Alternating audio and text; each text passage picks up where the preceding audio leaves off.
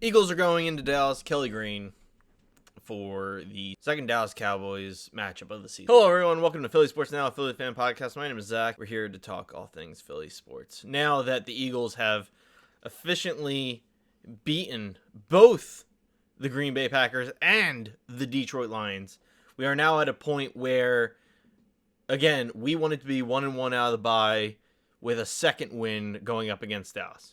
Eagles 2-0 out of the bye. Look, I want to beat Dallas because it's fucking Dallas. I want the Eagles to absolutely dominate. The fact that they're taking Kelly Green on a road trip, it's unheard of, taking an alternate on the road. To take Kelly Green into Dallas Cowboys territory, that is such a statement in itself. Kelly Green still undefeated since it's been brought back. Huge moment. Does Kelly Green survive? Or does Dallas Cowboys at home win? Now, I'll tell you right now, the spread is the Eagles -3, which away, as an away game, that means the Eagles are pretty much a 5-point favorite of this game, right? They are because what is it? Home team gets 2 or 3 points. So the fact that the Eagles are -3 away, huge. Dallas is not a good team. They are a better team since the Eagles played them in week 1. Their defense has improved through trade acquisitions and other shit that Jerry went and did. They're a better team. I'll say they're better than they were week 1. So are the Eagles. I don't see this being a big matchup. I need the Eagles to go out there and score over 20 points because it's Dallas. Because Dallas's defense is bad. I need the Eagles to go out and score over 20 points because I think this offense needs to click if we're going to be taking seriously the rest of this season and into the playoffs. There's a lot going on. And now we have to sit here and talk about, once again, this guy, A.J. Brown, who has just continued to go into the media. I understand a lot of people are tired of him. I understand a lot of people don't want to hear him. Be honest, I am on his side. And I don't think he wants to hear a lot of you or a lot of media. I by no means think A.J. Brown is perfect. He's having a bad year.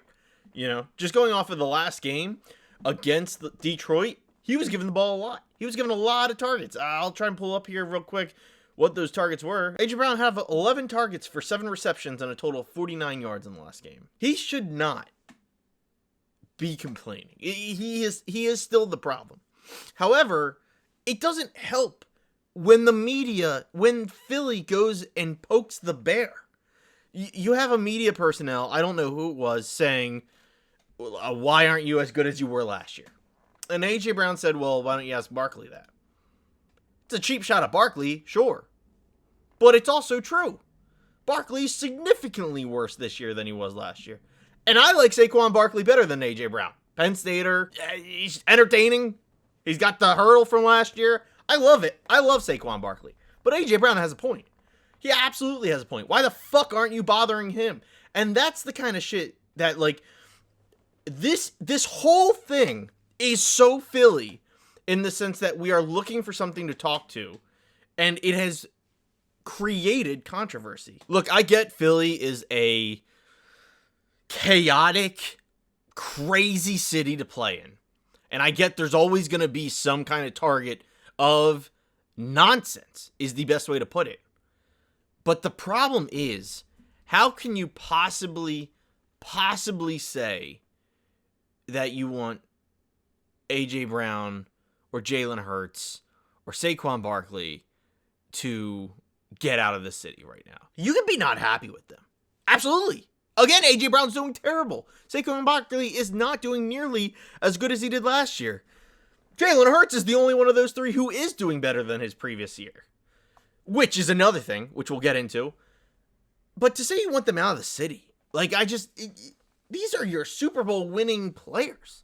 They won a Super Bowl last fucking year, and you're chasing them out of the city. Now, again, A.J. Brown is creating media, but why are we poking him? Why are you trying to create a problem here? And yes, he is being an asshole.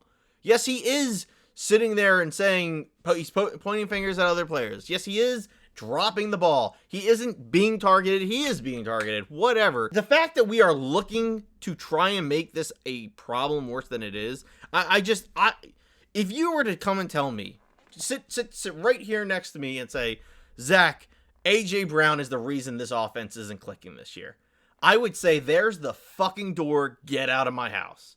You think that one receiver who isn't really getting targets or getting receptions is the problem of the offense? Now, you might say, well, it's actually Kevin Petula's the problem. I at least won't kick you out of my house, because I think play calling has been an issue. But if you're going to sit here and tell me it's a receiver, it's one receiver is your issue, what the fuck are you talking about? That's just absolutely nonsensical to say that the receiver is the problem in this thing. And then now we're going to go to, I forget if it was national media, I forget if it was local media, saying Jalen Hurts is the problem. I beg your pardon? Your Super Bowl winning MVP quarterback is the problem? The guy who's doing better statistically than he did last year is the problem? That's your scapegoat? And that's the thing that tells me that this is all blown up. This is all nonsense. And that's why I just don't give a shit about any of it.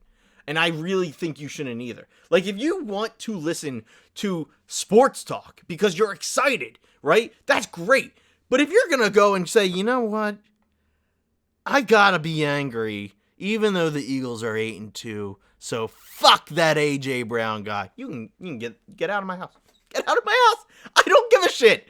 I don't give a shit because you are an absolute asshole and you're just a problem. So stop complaining and just watch the fucking game. That's it. That's really what it comes down to. I cannot believe it. I said it before to someone else, but if the Jalen Hurts stuff is like real talk, if people are actually trying to be upset at Jalen Hurts, I would give up everything on the Eagles before giving up another Super Bowl winning MVP quarterback. Like, we've already done this. And yes, I know Nick Foles was a backup. And yes, I know we had to re-sign Wentz because he got you to the Super Bowl technically. I get it. But you're going to do it again. That's this shit. Jalen Hurts is so good at, like, ignoring it, which is what I respect the most about him.